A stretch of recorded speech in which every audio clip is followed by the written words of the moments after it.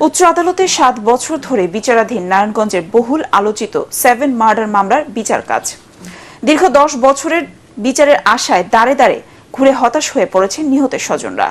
আলোচিত হত্যা মামলার রায় দেখে যেতে পারবেন কিনা সে নিয়ে শঙ্কা প্রকাশ করছেন বিচার প্রার্থীরা। নারায়ণগঞ্জ থেকে আব্দুল সালামের রিপোর্ট জানাচ্ছেন জাহিদুল আলম। ওয়ালটন এসিতে ইনস্টলেশন একদম ফ্রি।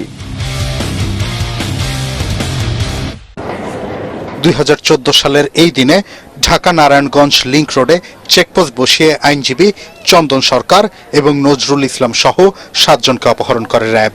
সিটি কর্পোরেশনের কাউন্সিলর নূর হোসেনের কাছ থেকে অবৈধ সুবিধা নিয়ে র্যাব তাদের হত্যা করে লাশ নদীতে ফেলে দেয়। পরে এই ঘটনায় নিহতের স্ত্রী বিউটি বেগম মামলা করেন। ওই মামলায় নিম্ন আদালত 2017 সালের 16 জানুয়ারি 26 জনকে মৃত্যুদণ্ড, বাকি 9 জনকে যাবজ্জীবন কারাদণ্ড প্রদান করেন, যার মধ্যে 25 আসামি র্যাব সদস্য। পরে উচ্চ আদালত 15 জনের মৃত্যুদণ্ড বহাল রাখেন, 11 জনকে যাবজ্জীবন কারাদণ্ড এবং বাকি 9 জনকে বিভিন্ন মেয়াদে কারাদণ্ড প্রদান করেন। কিন্তু আসামি পক্ষ সুপ্রিম কোর্টের আপিল বিভাগে আবারও আপিল করার পর গত 7 বছর ধরে ঝুলে আছে মামলাটির বিচার কাজ।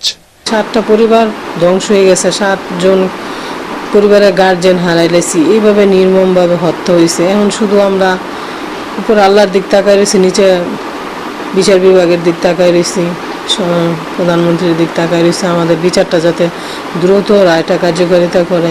10টা বছর হয়ে যেতেছে, অথচ এই 10টা বছরে কোনো বিচারের কোনো আলামত পাইলাম না। এটা আমাকে নিজের ভবিষ্যৎ, আমার বাচ্চার কোনো ভবিষ্যৎ আছে। সরকার থেকে একটা জব দিল, তাও কোনো সরকারি না। এই আধা সরকারি দিয়ে এই চাকরি দিয়ে কি করে সংসার চলে? 8-10 হাজার টাকা দিয়ে কি সংসার চলে?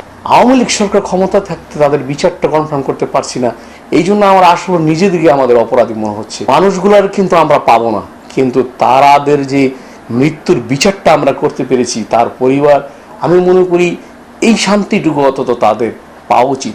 মানুষের মধ্যে একটা সন্দেহের উদ্যোগ হয়েছে, যারা দোষী তাদেরকে সেই বাহিনী রক্ষা না করে তাদের সাজাটা নিশ্চিত করুক, যা তারা যে অপকর্মটা করছে সেই সাজাটা নিশ্চিত করুক, তাহলেই মানুষের মধ্যে একটা স্বস্তি আসবে।